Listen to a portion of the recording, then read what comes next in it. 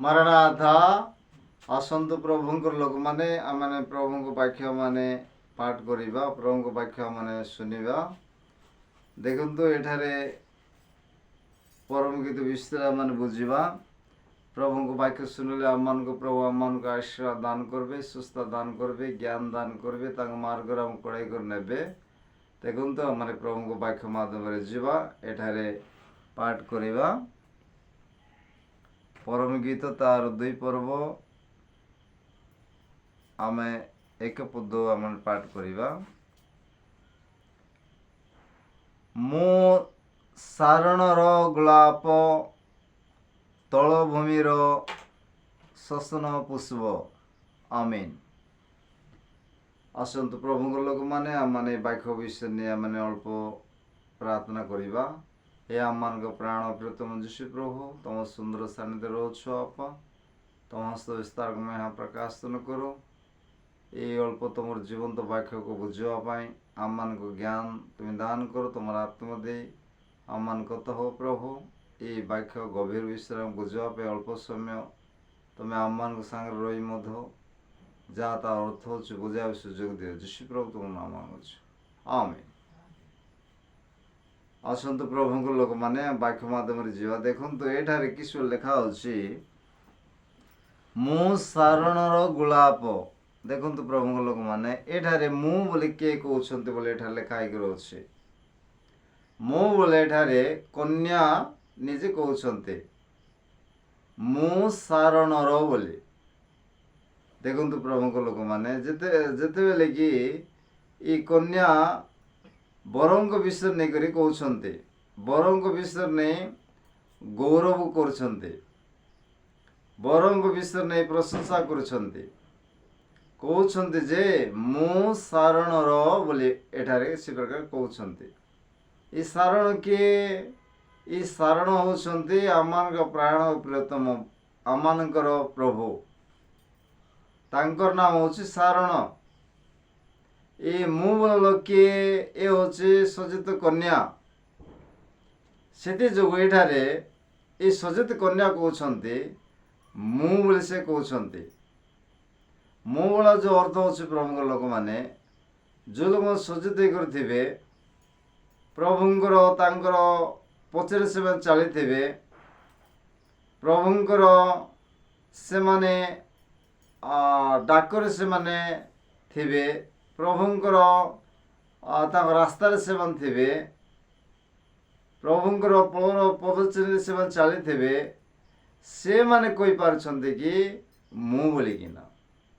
ସେଥିଯୋଗୁଁ ପ୍ରଭୁଙ୍କ ଲୋକମାନେ ଆମେ ଦେଖିବା ପାଇଁ ଗଲେ ଏ ଜଗତର ବିଶ୍ୱାସ ମଧ୍ୟ ଅଛନ୍ତି, ପ୍ରଭୁଙ୍କର ଦାସ ଦାସୀମାନେ ମଧ୍ୟ ଅଛନ୍ତି, ମାତ୍ର ମୋ ମୂଳ ପଦ ସେ ସଜିତ କନ୍ୟା ହିଁ ସେମାନେ କହିପାରିବେ।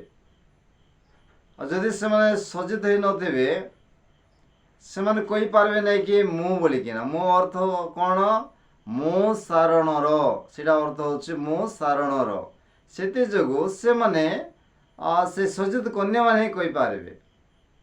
କୌଣସି ଅଳ୍ପ ବିଶ୍ୱାସମାନେ ମଧ୍ୟ ପ୍ରଭୁଙ୍କର ଲୋକମାନେ ସେମାନେ କହିପାରିବେ ନାହିଁ, ବା ଅଳ୍ପ ସେମାନେ ଅବିଶ୍ୱାସ ଥିବା ଯୋଗୁଁ ତାପରେ ଅଳ୍ପ ସେମାନଙ୍କ ପାଇଁ କଷ୍ଟ ବା କ୍ଲେଶ ଆସିଲେ ସେମାନେ ପ୍ରଭୁଙ୍କୁ ଛାଡ଼ି ମଧ୍ୟ ପଳାଇବେ, ପ୍ରଭୁଙ୍କୁ ଛାଡ଼ି ପ୍ରତ୍ୟାଗ କରିଦେବେ, ପ୍ରଭୁଙ୍କୁ ଛାଡ଼ିକିନା ସେମାନେ ଅଲଗା ରାସ୍ତା ସେମାନେ ବାହାରିଯିବେ। ସେମାନେ କହିପାରିବେ ନାହିଁ ମୁଁ ବୋଲି ଏ ପ୍ରକାର ସେମାନେ କହିପାରିବେ ନାହିଁ, କାରଣ ସେମାନଙ୍କର ଗ୍ୟାରେଣ୍ଟି ମଧ୍ୟ ନଥିବ। ପ୍ରଭୁଙ୍କ ଲୋକମାନେ ସେମାନେ ତାଙ୍କର ଗ୍ୟାରେଣ୍ଟି ନଥିବା କାରଣ କ'ଣ? ସେମାନେ ସୁସ୍ଥ ଲାଭ ପାଇ ସେମାନେ ପାଇବେ। ସୁସ୍ଥ ହେଲା ପରେ ସେମାନେ ପ୍ରଭୁଙ୍କୁ ମଧ୍ୟ ସେମାନେ ପ୍ରତ୍ୟାଗ କରିଦେବେ, ସେମାନେ ଭୁଲିଯିବେ। ସେ ପ୍ରକାର ଲୋକମାନେ କହିପାରିବେ ନାହିଁ କି ମୁଁ ସାରଣର ବୋଲି। ସେଥିଯୋଗୁଁ ଏଠାରେ ସେ ପ୍ରକାର ଲେଖା ଅଛି, ଏଇ ସଜିତ କନ୍ୟାମାନେ ହିଁ କହିପାରିବେ ପ୍ରଭୁଙ୍କ ଲୋକମାନେ। ସେଥିଯୋଗୁଁ ଏଠାରେ ଆମେ ଦେଖିବା ପାରୁଛୁ ଯେ ଏଇ ପରମ ଗୀତ 2ରେ ମୁଁ ସାରଣର, ଆମେ ପଢ଼ି ସାରିଲୁ ମୁଁ ସାରଣର ବୋଲି। ସେଇ ପ୍ରକାର ପ୍ରଭୁଙ୍କର ଲୋକମାନେ ପ୍ରତ୍ୟେକ ଜଗତର ବିଶ୍ୱାସୀମାନେ ମଧ୍ୟ, ପ୍ରଭୁଙ୍କର ଦାସ ଦାସୀମାନେ ମଧ୍ୟ ଆମମାନେ ମଧ୍ୟ ସଚେତ ଥିବାର ଅଛି। ଆରେ ଆମମାନେ ମଧ୍ୟ କହିପାରିବାର ଅଛି କି ମୁଁ ସାରଣର ବୋଲିକିନା। এই ପ୍ରକାର କହିବା ଲୋକମାନେ ସେମାନଙ୍କୁ ସାହସ ଥିବ, ସେମାନଙ୍କୁ ଧୈର୍ଯ୍ୟ ଥିବ, ସେମାନଙ୍କୁ ପ୍ରଭୁଙ୍କ ଉପରେ ପ୍ରେମ ଥିବ। ସେମାନେ ଯେତେ ଅପମାନ, ନିନ୍ଦା ଓ ତାଡ଼ନା କ୍ଲେଶକୁ ସେମାନେ ସହନ କରିକିନା ପ୍ରଭୁଙ୍କର ପଛରେ ସେମାନେ ଚାଲିବେ। ସେଥିଯୋଗୁଁ ସେମାନେ ସେ ସାହସରେ, ସେମାନେ ସେ ବିଶ୍ୱାସରେ, ସେ ଧୈର୍ଯ୍ୟରେ ସେମାନେ କହିପାରିବେ ମୁଁ ସାରଣର ବୋଲିକିନା। ପ୍ରଭୁଙ୍କ ଲୋକମାନେ କି ସେମାନେ ସେଠାରେ କହିପାରିବେ? ସେମାନେ ପ୍ରଭୁଙ୍କ ନାମରେ କ୍ଲେଶକୁ ସେମାନେ ସହନ କରିଥିବେ, ଅପମାନ ସହନ କରିଥିବେ। ଯେତେ କଷ୍ଟ ଆସିଲେ ମଧ୍ୟ ପ୍ରଭୁଙ୍କୁ ସେମାନେ ଛାଡ଼ିବେ ନାହିଁ, ପ୍ରଭୁଙ୍କୁ ପ୍ରତ୍ୟାଗ କରିବେ ନାହିଁ। ଯେତେ କଷ୍ଟ ଆସିଲେ ମଧ୍ୟ ସେମାନେ ପ୍ରଭୁଙ୍କର ପଛରେ ଚାଲିବେ, ପ୍ରାଣ ପ୍ରିୟତମଙ୍କ ପଛରେ ସେମାନେ ଚାଲିବେ। ସେଥିଯୋଗୁଁ ଗୀତରେ ମଧ୍ୟ ସେ ପ୍ରକାର ଅଛି ପ୍ରଭୁଙ୍କ ଲୋକମାନେ। ଆଉ ଯେତେ କ୍ଲେଶ ଆସିଲେ ମଧ୍ୟ ଆମେ ଧୈର୍ଯ୍ୟରେ ଚାଲିବା, ସେ ପ୍ରକାର ଗୀତରେ ମଧ୍ୟ ଅଛି। ସେ ପ୍ରକାର ପ୍ରଭୁଙ୍କ ଲୋକମାନେ ସେ ସଚେତ ହେବା କନ୍ୟାମାନେ କହିପାରିବେ କି ସାହସରେ ମୁଁ ସାରଣର ବୋଲି।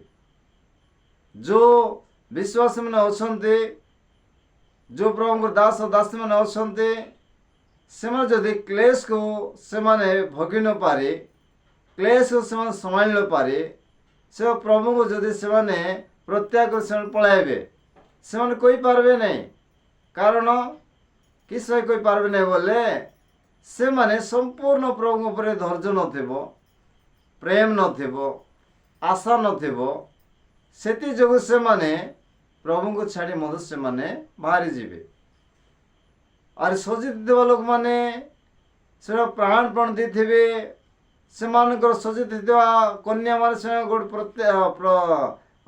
ସେମାନେ ଗୋଟେ ପ୍ରତିଜ୍ଞା କରିବେ, କେବଳ ମୁଁ ସାରଣର, ମୁଁ ପ୍ରଭୁଙ୍କର, ତାଙ୍କର ଯୁଗାନ୍ତ ପର୍ଯ୍ୟନ୍ତ ମୁଁ ପ୍ରଭୁଙ୍କ ଚରଣ ତଳେ ରହିବି ବୋଲି ସେମାନେ ଗୋଟେ ପ୍ରତିଜ୍ଞା କରିଥିବେ। ଯେତେ କ୍ଲେଶ ଆସିଲେ ମଧ୍ୟ ମୁଁ ପ୍ରଭୁଙ୍କୁ ନ ଛାଡ଼ି ତାଙ୍କ ପଛରେ ଚାଲି ତାଙ୍କର ଯୁଗାନ୍ତ ପର୍ଯ୍ୟନ୍ତ ଚାଲି ବୋଲି ସେମାନେ ଗୋଟେ ପ୍ରତିଜ୍ଞା କରିଥିବେ। ସେଥିଯୋଗୁଁ ସେଇ ପ୍ରକାର ସଚେତ ଥିବା କନ୍ୟାମାନେ କହିବେ କି ମୁଁ ସାରଣର ବୋଲି। ସେ ପ୍ରକାର ପ୍ରଭୁଙ୍କ ଲୋକମାନେ ଏ ସାରଣ ହେଉଛନ୍ତି ଆମମାନଙ୍କ ପ୍ରାଣ ପ୍ରିୟତମ। ଏ ସାରଣ ହେଉଛନ୍ତି ଜଗତର ରାଜା, ଆମମାନଙ୍କ ପ୍ରଭୁ ଯୀଶୁ। ସେଥିଯୋଗୁଁ ପ୍ରଭୁଙ୍କ ଲୋକମାନେ, ଜଗତର ବିଶ୍ୱାସୀମାନେ, ପ୍ରଭୁଙ୍କର ଦାସ ଦାସୀମାନେ, ଆମେମାନେ ସଚେତ ହେଇକିନା ମୁଁ ସାରଣ ବୋଲି ଆମେ କହିବାର ଅଛି। ତାହେଲେ ପ୍ରଭୁ ଆମମାନଙ୍କୁ କି ପ୍ରକାର ରଖିବେ? ଆପଣମାନଙ୍କୁ ମଧ୍ୟ କି ପ୍ରକାର ରଖିବେ? ଗୋଲାପ ସଦୃଶ ରଖିବେ ସେମାନେ। ମୁଁ ସାରଣ ବୋଲି କହିଲେ ପ୍ରଭୁଙ୍କ ଗୌରବ ଆମମାନେ ଯେତେବେଳେ ଦେବା, ପ୍ରଭୁ ସେହି ସମୟରେ ମଧ୍ୟ ଗୋଟେ ସୁନ୍ଦର ଗୌରବ କାହାକୁ ଦେଉଛନ୍ତି କହିଲେ ଏଠାରେ କନ୍ୟାକୁ ହିଁ ସେ ନାମ ଦେଇଛନ୍ତି। କିସ ନାମ ଦେଇଛନ୍ତି? ଦେଖନ୍ତୁ, ଏଠାରେ କନ୍ୟା ସେ ନାମକୁ, ଅର୍ଥକୁ ପ୍ରଶଂସା କରିଛନ୍ତି। ଏଠାରେ ଲେଖା ଅଛି ମୁଁ ସାରଣର ଗୋଲାପ। ଦେଖନ୍ତୁ ପ୍ରଭୁଙ୍କ ଲୋକମାନେ, ଏ ଗୋଲାପ କେ କହୁଛନ୍ତି? ଏବେ ଏ ସଚେତ କନ୍ୟା କହୁଛି ମୁଁ ସାରଣର ଗୋଲାପ ବୋଲିକିନା। ସେ ଗୋଲାପ ବିଶ୍ୱାସ ମାନେ କି ସେ ଗୋଲାପ ପ୍ରଭୁଙ୍କର ଦାସ ଦାସୀ ମାନେ କି ପ୍ରଭୁଙ୍କର ଲୋକମାନେ, ସେ ଗୋଲାପ ସଦୃଶ କିଏ? ସେଟା ସଚେତ ଥିବା କନ୍ୟା। ସେ ସଚେତ ଥିବା କନ୍ୟା ହିଁ ଗୋଲାପ। ସେଥିଯୋଗୁଁ ସେ କନ୍ୟା କହୁଛନ୍ତି ମୁଁ ସାରଣର ଗୋଲାପ।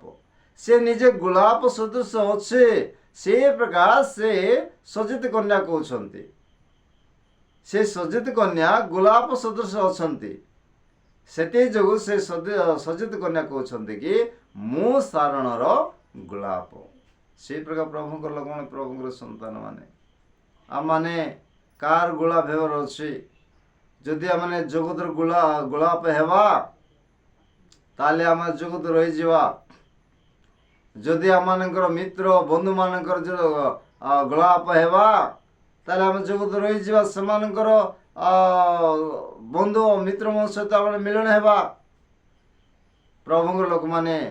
ତାହେଲେ ସେ ଗୋଲାପ ଜଗତର ଗୋଲାପ ସଦୃଶ ହେବ। ମାତ୍ର এটা কার গোলাপ লেখা আছে? এটারে সারণর গোলাপ। ସାରଣର ଗୋଲାପ। ଆମେ ସାରଣର ଗୋଲାପ ହେବାର ଅଛି, ଏଇ ଜଗତର ଗୋଲାପ ନୁହେଁ, ମିତ୍ରମାନଙ୍କର ବନ୍ଧୁମାନଙ୍କର ଗୋଲାପ ନୁହେଁ, ଶୈତାନର ଗୋଲାପ ନୁହେଁ, ଦୁଷ୍ଟ ଆତ୍ମାମାନଙ୍କର ଗୋଲାପ ନୁହେଁ। ପ୍ରଭୁଙ୍କ ଲୋକମାନେ ଏଇ ଜଗତର ଧନ ସମ୍ପତ୍ତି ମାନଙ୍କର ଗୋଲାପ ନୁହେଁ, କେବଳ ଆମମାନଙ୍କର ପ୍ରାଣ ପ୍ରିୟତମଙ୍କର ଗୋଲାପ ହେବାର ଅଛି।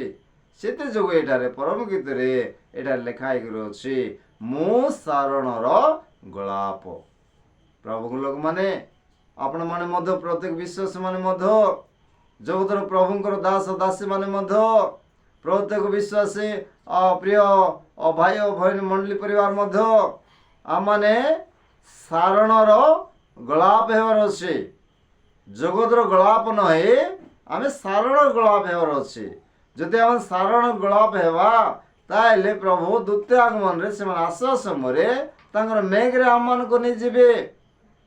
ଯେତେ ଗୋଲାପ ହେଇକରି ସଜିତ କରି ଅଛନ୍ତି ସେମାନଙ୍କୁ ତାଙ୍କର ମେଘରେ ନେଇ ତାଙ୍କର ସିଂହାସନରେ ବସାଇବେ, ତାଙ୍କ ସହିତ ବସାଇବେ। ସେମାନେ ପ୍ରଭୁ ନିଜେ ବସାଇବେ।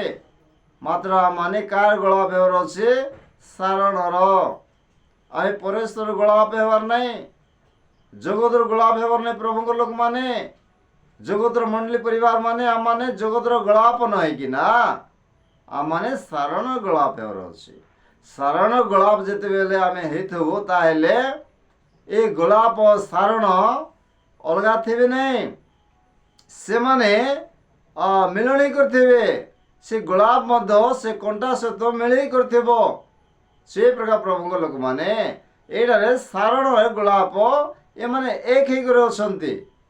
ସେଥି ଯୋଗୁଁ ସେଇ ସଜିତ କନ୍ୟା କହୁଛନ୍ତି କି ମୁଁ ସାରଣର ଗୋଲାପ। ସେ ତ କନ୍ୟା, ମୁଁ ସଜିତ କନ୍ୟା ବୋଲି ସେ କହିଥାନ୍ତେ, ମୁଁ ଜଣେ ସୁଶୋଭିତା ବୋଲି ସେ ତାଙ୍କୁ କହିଥାନ୍ତେ। ମାତ୍ର କି ନାମ ସେ ସେଠାରେ ନିଜେ ସେ କନ୍ୟା ରଚନା କରି କି ନାମ ଦେଇଛନ୍ତି? ମୁଁ ସାରଣର ଗୋଲାପ। ସାରଣ ଯେ ପ୍ରକାର ଅଛନ୍ତି, ସାରଣ ଚରଣ ତଳେ ଥିବା ଲୋକମାନେ ମଧ୍ୟ କି ପ୍ରକାର ରହିବେ, କି ପ୍ରକାର ଥିବେ, କି ପ୍ରକାର ସୁନ୍ଦରରେ ରହିବେ, ସେଥି ଯୋଗୁଁ ତାଙ୍କର ନାମ ଦିଆହେଇଛି କି ଗୋଲାପ ବୋଲି। ସେ ପ୍ରକାର ପ୍ରଭୁଙ୍କ ଲୋକମାନେ ଆମେ ଜଗତର ଗୋଲାପ ନୁହେଁ, ଆମେ ସାରଣ ଗୋଲାପ ହେବାର ଅଛି। ଯଦି ଆମେ ସାରଣ ଗୋଲାପ ହେବା, ଆମେ ତାଙ୍କ ରାଜ୍ୟରେ ମେଘରେ ଆମମାନେ ଉଡ଼ି ଉଡ଼ିକିନା ପ୍ରଭୁଙ୍କ ମେଘମାଳରେ ଆମମାନେ ପହଞ୍ଚିଯିବା। ମାତ୍ର ଆମେ ସାରଣ ଗୋଲାପ ଥିବାର ଅଛି। ତାହେଲେ ପ୍ରତ୍ୟେକ ବିଶ୍ୱାସ ମାନେ ପ୍ରଭୁଙ୍କ ଲୋକମାନେ, ପ୍ରତ୍ୟେକ ସାଧୁ ଲୋକମାନେ ପ୍ରଭୁଙ୍କ ଲୋକମାନେ, ପ୍ରତ୍ୟେକ ମଣ୍ଡଳୀ ପରିବାର ପ୍ରଭୁଙ୍କ ଲୋକମାନେ ଆମମାନେ ସେ ଗୋଲାପ ସଦୃଶ ହେବାର ଅଛି। ଏଥିପାଇଁ ଅଳ୍ପ ବାକ୍ୟ ଦ୍ୱାରା ପ୍ରଭୁ ସମସ୍ତଙ୍କୁ ଆମେ ଆମମାନଙ୍କୁ ଆପଣମାନଙ୍କୁ ମଧ୍ୟ ପ୍ରତ୍ୟେକ ବିଶ୍ୱାସମାନଙ୍କୁ ମଧ୍ୟ ସାରଣ ଗୋଲାପ ହେବା ସୌଭାଗ୍ୟ, ଅନୁଗ୍ରହ, ଦୟା, ଆଶୀର୍ବାଦ ପ୍ରଭୁ ଆମ ସମସ୍ତଙ୍କୁ ଜଗତର ବିଶ୍ୱାସମାନଙ୍କୁ ଦାନ କରନ୍ତୁ। ଆମେନ୍। ମାରଣାଥା।